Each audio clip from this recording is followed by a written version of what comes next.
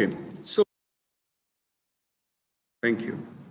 So we were talking about listening, and we were about to talk about how to improve. And I think we started to talk about uh, training ourselves to listen. And we got some figures, and then we started to think about the types of listening was casual listening, focused listening, and then the time made unfortunate entrance and we had to stop. Active listening is when you participate in listening as a process. So you try to, wait a minute, there are still students joining. Okay, no worries. So this is where we try to understand how shall we display the positive body language for speakers that we are listening, right? And this is where the crucial element of listening lies. Keep this in your mind because this is going to come again and again. And how do we show the speaker that you are a good listener? Very important. And the kind of life, professional life that we are going to lead. Not only in professional life, but also in your personal life, you will find this very interesting. And then we talked about appreciative listening and false listening, and then empathetic listening. Empathetic listening is a kind of emotional influence where you don't just go to the literal meaning of what is said, but also you try to understand what are the feelings and emotions attached towards it, right? So we also try to understand uh, what the author is trying to say with feelings, with emotions, because we, as we know, that we are people with not just brain but with heart as well, and we also try to understand the intentions behind it, right? We try to get into our habit. It's not unusual that you try to understand the feelings and emotions, right? So this is called empathetic listening. Somebody is in pain and you just can't say that, yeah, I'm listening. It's better to say, I can understand your pain. That's empathetic listening. Very important. This is very crucial when you, as an HR manager or as a team leader,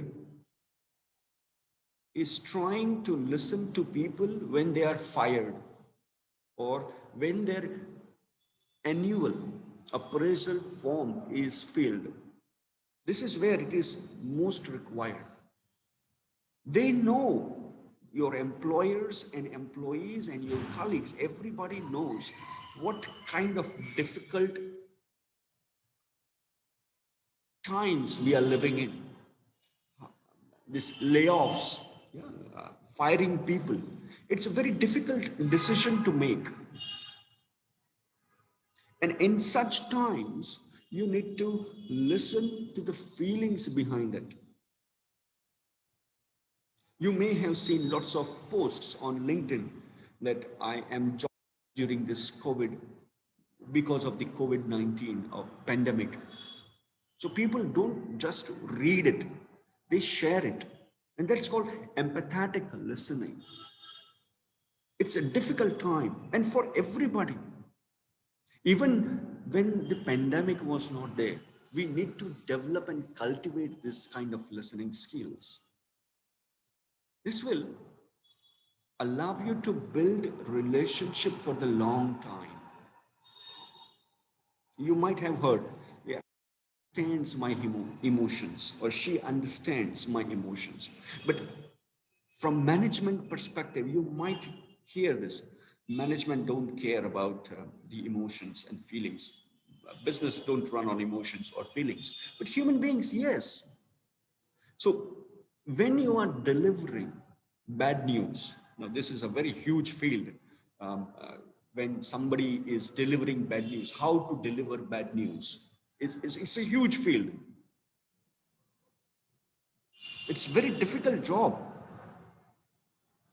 Now, when you fire somebody, he or she may come to you.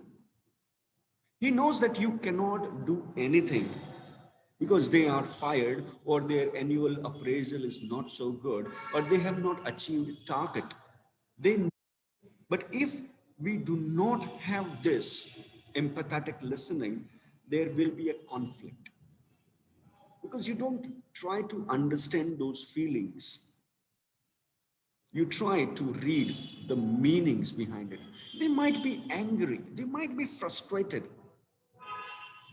but you just listen to those feelings that what happens when somebody is fired, how much angry the person would be, how much depression one would get. So if you can develop this kind of listening skills, you would have a very interesting personality. You may side your decision with the management, but you also will not lose an employee for the future. The person would come to you to work again, despite the fact that you have fired somebody. It is not you as a manager firing, not as a person, but as a person, you can always be an empathetic listener. So the person would come to you and say, "Thank you for listening." And the that's the kind of words that HR manager should be looking forward to hear from their employees, from their colleagues, from teammates.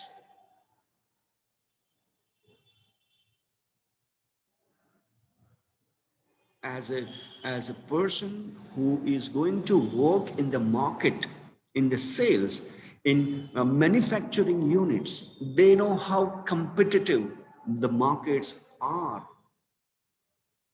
whatever field you take.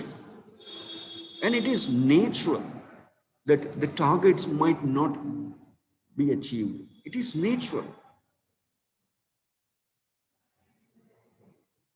For a couple of points they might lose it, for a couple of 100,000 they might lose it. And they are also frustrated. Remember, they are also not enthusiastic about losing their targets. They don't like it either when they are not able to reach their targets, when the task is given to them. They know, and because of that, they are frustrated. Because of that, they are angry. And if we don't listen to those feelings, I think we should not be in a position to manage a team. Because an effective leader listens empathetically, not just literal meanings, but also the emotional meaning, the emotions and feelings attached towards it. Just imagine a family of four is dependent on the person and you just fired them. How bad news that is and how it is going to impact him.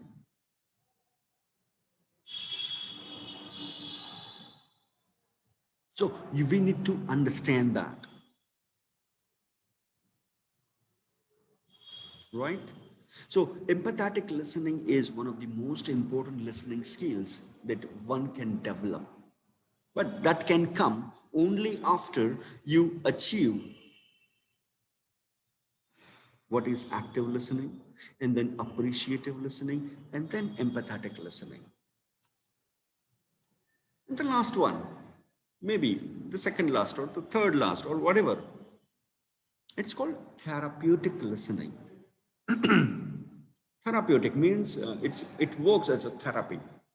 Those who have gone through Sushant Singh Rajput's murder case, but suicide, whatever, murder or suicide. You know that he was in depression, and in these times, it's very open and healthy to talk about your fears, your anxieties, your depressions. So if you just listen to the people, it may work as a therapy because people don't have time to listen to each other.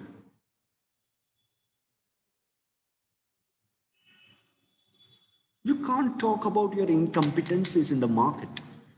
You can't talk about your drawbacks in the market. People will see it differently. But if you can do that, you are going to build a strong team where people will have full faith and trust in you. And that's what a leadership is all about.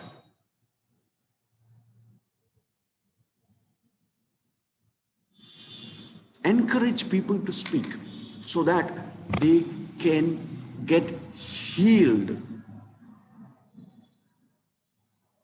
Very interesting. Psychologists do that all the time.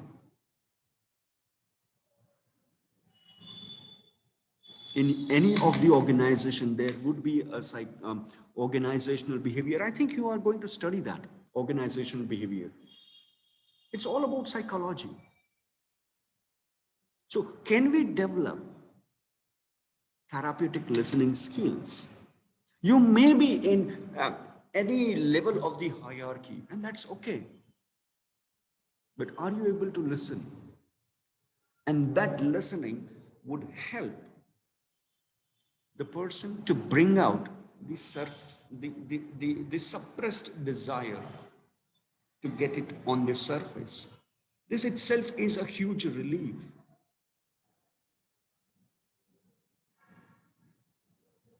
It vents the emotions out. Very good. Very good technique. You just have to do one thing, and that you have to listen. That's it.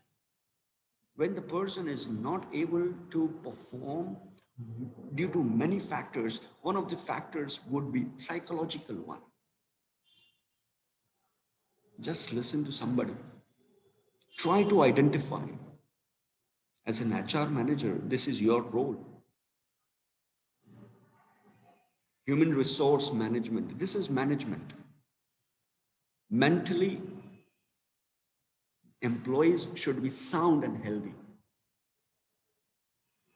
As a manager, as a team leader, as a good leader, forget about the organization, even in life, if we can demonstrate that I can absorb anything through listening, people will come to you.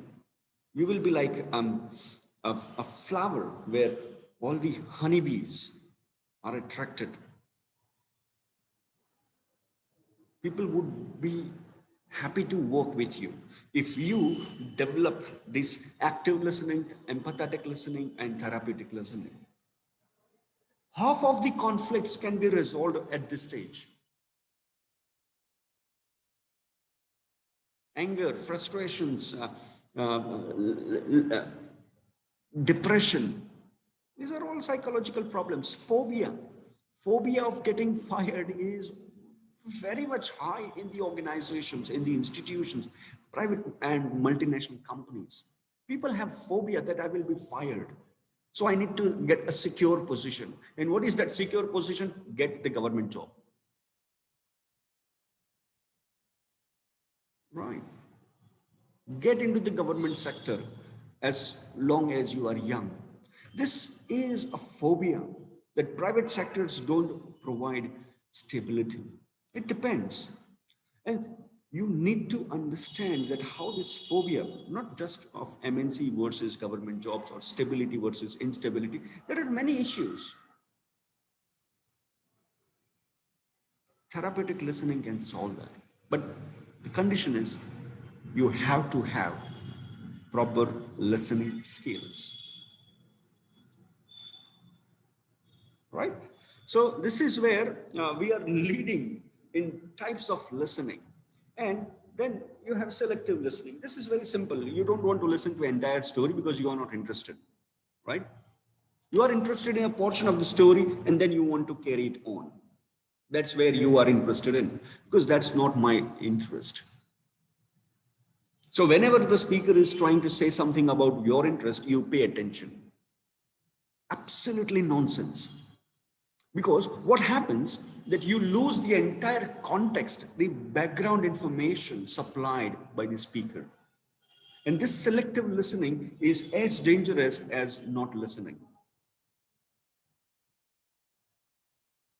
You see, TV reporters, news anchors, they pick up on phrases. And you know that it's not what the speaker has said. He has said something else. When you are angry, you only listen to the selected portion of the speech given to you, or being conveyed to, or expressed, or communicated to you. Very dangerous. This selective listening should stop as soon as possible.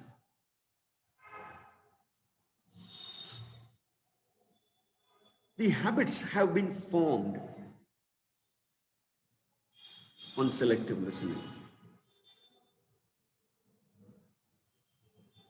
Perhaps you may recall in your class, those who want to score highest marks in the examination, please pay attention. Or those who are intelligent, please pay attention. Those who are interested in sports, please pay attention. Those who have hobby in reading, please pay attention. Those who are good writers, please pay attention. This is all selective listening, and we do not do it consciously. Teachers, lecturers, notices, it's not intentionally.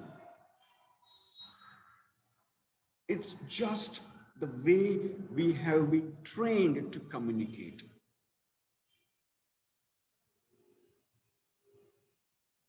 Those who have scored more than 60 marks, please pay attention now. What does it mean? That means those who are below 60% should not pay attention. And therefore, only selective listening happens in the entire class. If you want this kind of information to be supplied to only a group of people, then address them directly. Gather them at one place. Why are we creating where people form habits?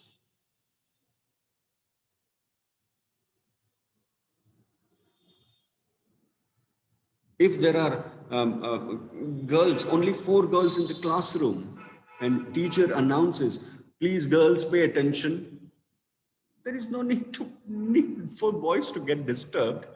You just can get 4 girls out and talk to them individually. So they will pay attention and boys can do their work instead of forming a different habit, which is going to remain for the entire life. I don't know how much attention you pay to the advertisement nowadays.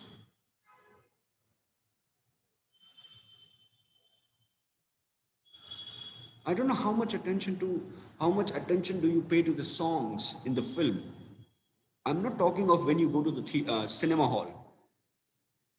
I'm talking about when the film is broadcasted on television or on your OTT platform. We skip songs, selective listening. This is a formation of habits. It's boring. You can always listen to the songs on YouTube, Spotify, or even radio. Interesting. This is a kind of habit that we form. And it, from personal life, it comes very silently into the professional life as well. Should not be done.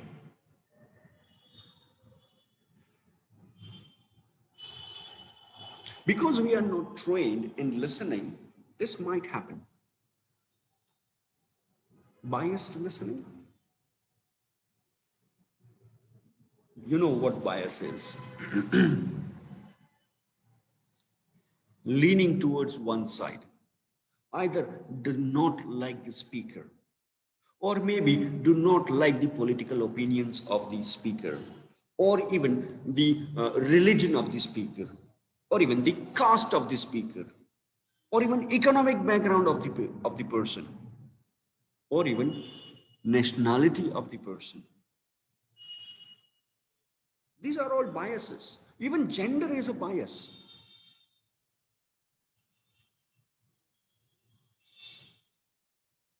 And because of these biases and prejudice, we don't respect the speaker. Again, very dangerous. We don't listen here. We try to judge. We try to evaluate all the time. Very problematic situation.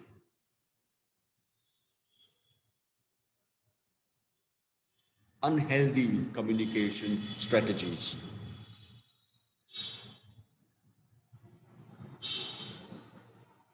HR managers are always talk like this. Manufacturing people always talk like that. Bias. Sales people do not understand what the manufacturing people are doing all the time. Marketing people sit in the AC chambers and design strategies for the sales. They don't understand what is the reality on field, right? These are all biases. CEO doesn't understand because he flies all the time in different parts of the country and the world. Accountants don't know what they are doing. These are all biases. And with this bias, when we start listening, creating problems for ourselves as well as others.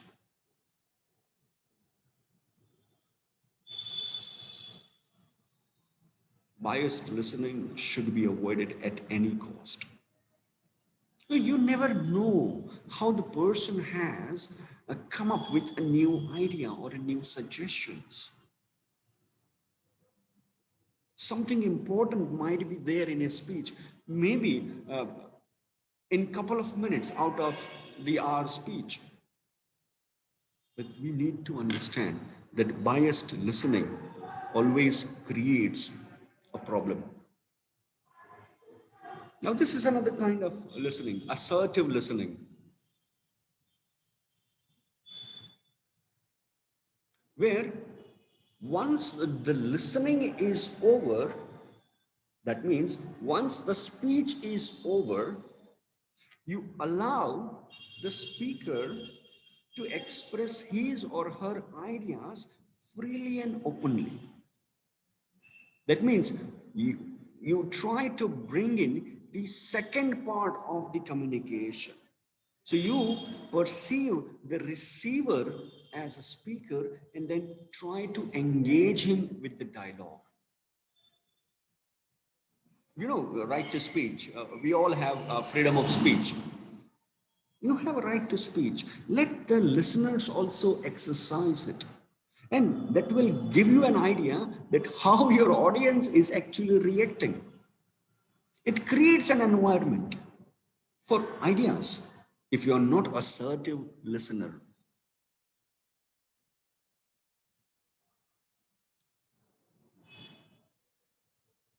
we are not delivering Hitler kind of speech that this is done and that's the final word.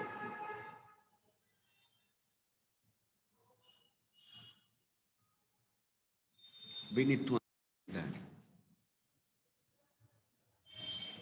I am sure that you are aware of this picture and where does it come from?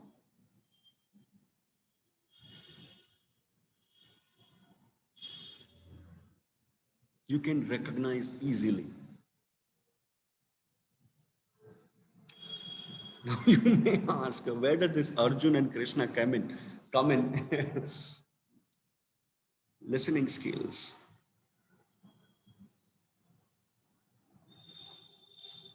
The question is very simple. Do you listen like Arjun?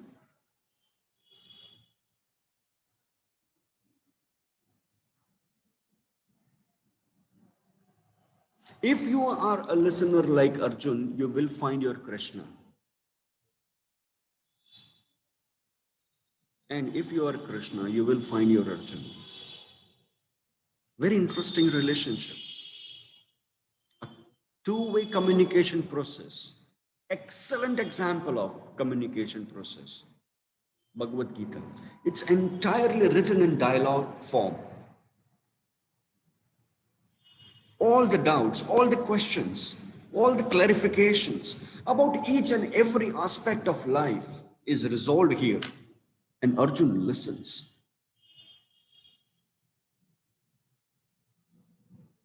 On the contrary, there are two more people who are listening. If you can identify them, Bhagavad Gita was heard by two more people.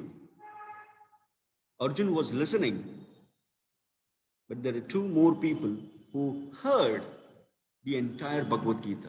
And if you can find out, I would be really happy. Sir, Bhisma Pitama?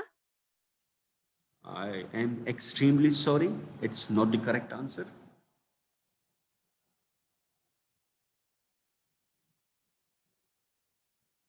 There were only two other people who could hear what Krishna is telling Arjun.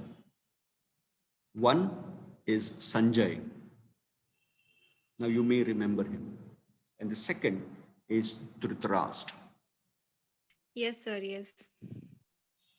Sanjay may be a good listener.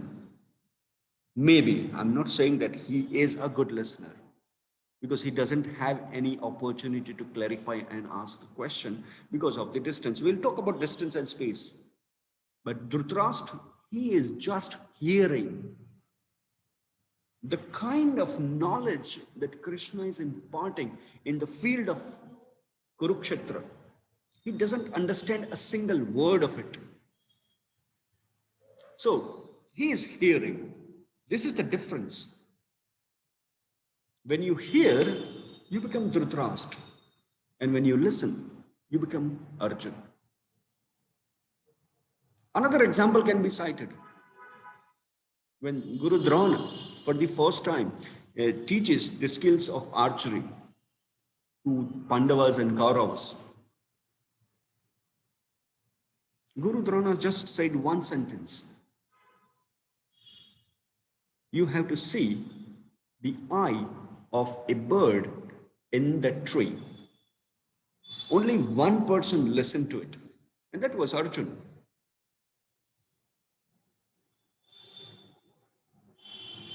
Rest of them saw birds, saw sky, saw leaves, saw many things except that. So do we listen? Those who listen becomes Arjun. Those who want to achieve something in their life, they listen. All those who are hearing, they are Dhritarashtra. Now, you just look at the examples that you can think of in your class from your school and college level. Those with good listening skills, good listening abilities, good listening power, where they are now and where others are. Just compare.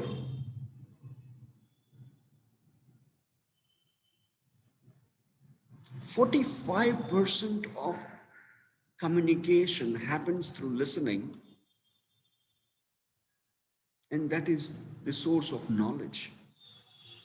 A very recent example, I don't know whether you have heard of this or not, but a coolie on one of the Indian railway station, he was listening to YouTube all the time while he was performing his task as a coolie. And he cleared his UPSC exam. I'm just retelling you. He passed his UPSC exam by only listening. He was listening. He is Arjun. He carried his work of taking all the luggages on the platform. You can imagine what kind of noise, obstacles he would have. But still, he cleared his UPSC. It was in news. I don't know whether you have read it or not.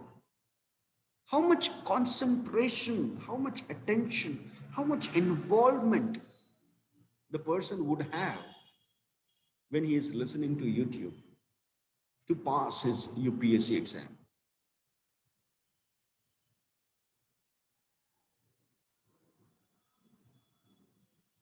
we need to understand the importance of listening. What are the qualities? Now, since I have mentioned Arjun and the contemporary Arjun who passed UPSC, we would like to be a good listener, right? We would like to get success. We would like to know what are the strategies that I need to develop? What are the things that I will do to get better at listening skills? The first and foremost is do this. Paraphrase or summarize.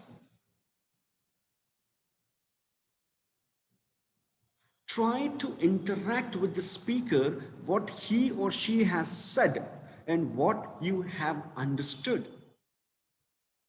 Now, you know that in communication process, this is a kind of feedback, and that allows two-way process of communication.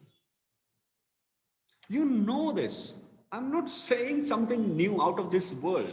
I'm not reinventing the entire concept of wheel. I'm just reminding you that what we need to do. We need to paraphrase. We need to summarize what the person has said and what we have understood. If there is any confusion in between, the speaker is ready to help us to make things clear. But we don't do this. We assume that I understood everything. Non-verbal clues, as I said before. Your postures, eye context, leaning forward, so that speaker gets encouragement. He is motivated to speak more on the subject, so that you get more on the subject. More knowledge means more information and more power to your hands, to your brains, to take further decisions.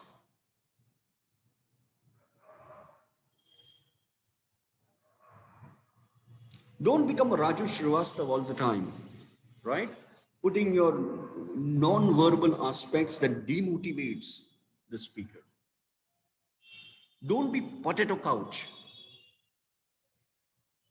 I'm not against Raju Srivastav and his body language, but that's a different way in business communication. He is relaxed. He's allowing you to be attentive through his body language. His purpose is different than the speakers from the business community. You can't demonstrate such kind of body language. And then you try to reflect. Now this is a very, अपने ने गुजराती में मनन कहिए छे, हिंदी में भी शायद मनन ही कहते हैं, चिंतन मनन करना, ये बहुत ही important है. Reflect. We have lost this habit of reflecting of what we have learned. Reflecting is very important exercise. It's a mental exercise where you process everything. And when you process this information given to you, you try to read between the lines. You try to listen between the lines. You try to understand the feelings when you try reflecting on things. You try and get the intentions out. You try to understand the belief system the other person is having. When we reflect, we learn to understand the different tones and modalities, even the mannerisms, the way in which it is said. You might have heard that communication is not about what you say, but how you say it. Right? So this is what reflection, chintan manan. These two words have no parallel in English. Chintan karo, manan karo, what is being said. And I'm 110% sure that you will achieve what you want to achieve in your life. This will lead on to evaluating what is said, how it is said, right? So you will not only evaluate the speaker, but also the speech. Very interesting. These are the qualities of a good listener. And so are the qualities of a leader. A leader always does this chintan and manan.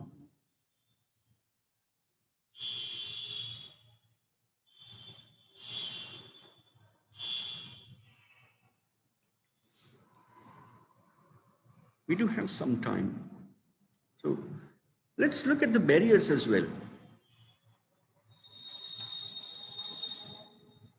You can't do anything about environment, humidity, temperature, cloudy atmosphere. You have no control on the climate. Of course, in the office environment, you can do wonderful things with that. Space and time, long distance, very problematic. People may not hear you properly because of the distance between you and the speaker, of course. And the speech time, if it is more than 40 minutes, remember, we human beings have only 20 minutes attention span. Very interesting.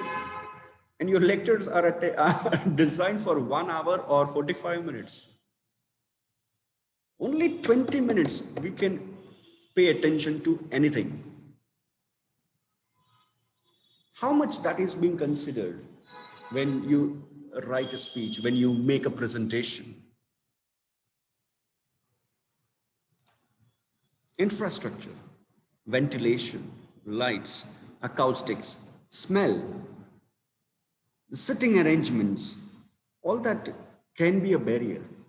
Now, the space and time can be worked on. The infrastructure also can be worked upon. Environment outside, not possible to handle, tackle, but yes, there are ways. In office, you can do that. So these are all barriers that we can work on. But these is in the hands of a speaker. You cannot do anything. Yes, you can say to the speaker that can you be a little slower, not louder or faster, slower. If the pace is fast, you can request for a slow pace. You might have heard that people speak like Rajdhani Express. Do we need those people? Voice, clarity in voice. If you have a kitch in your throat, you might not be able to. You might have problems, inaudibility of the voice, or even monotone voice. Right? This can be avoided as a speaker. And if you are a listener to such kind of people who has monotone or faster rate of speaking or inaudible voice, you can request to change.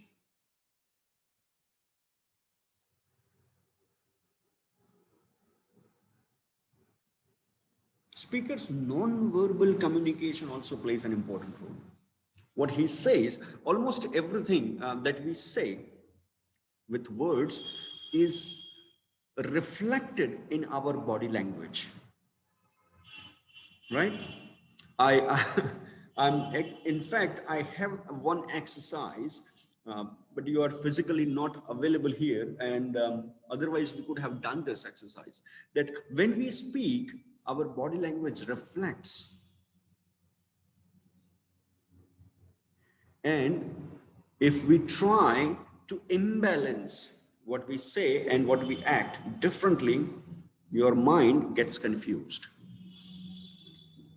Eyes, gestures, postures.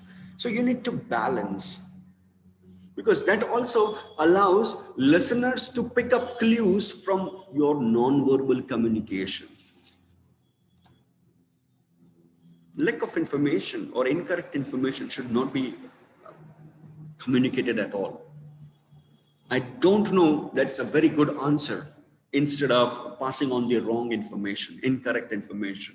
I'll get back to you on this. That's a way better than passing on the incorrect information. I don't have any idea what you are talking about, but certainly I will make a note of it. In interviews, Sometimes people use this. They don't have information and they start imparting incorrect information. People are not fooled. They understand easily.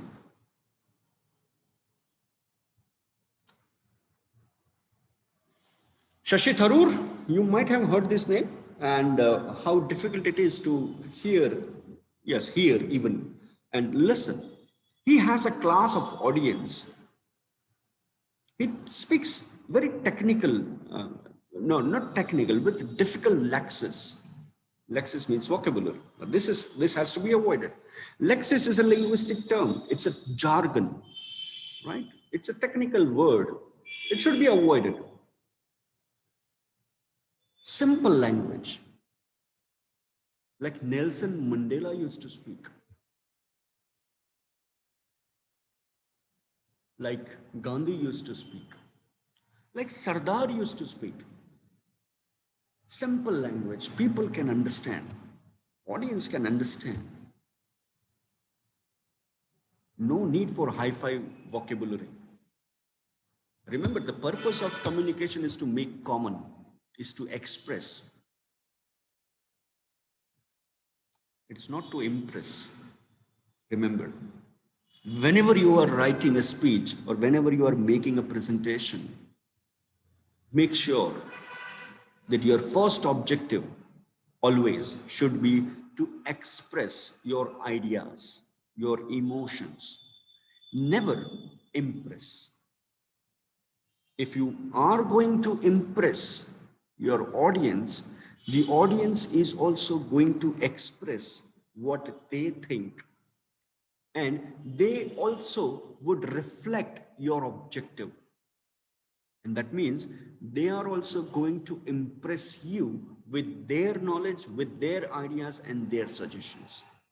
Now, impress versus impress is conflict. Express versus express is collaboration. What we need, collaboration or conflict? We need to communicate. We don't need to create conflict through communication, right? Now, this might be a new word for you, the horn effect. I don't know whether we have time or not, but let me just check so that we do have time. I don't know because, okay, it seems that we have time. Okay, so the horn effect is understood as an speaker being rejected. It's a negative impact. He may not be good at.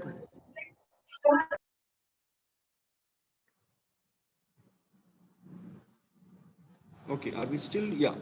Okay, so horn effect means that the speaker may not be good at one place, right, in one field, and therefore we start rejecting him or her. It's kind of underestimating the speaker, and therefore we don't listen. We need to avoid that. Right. I think I'll stop here. You can always come and chat on my WhatsApp if you have any questions or doubts.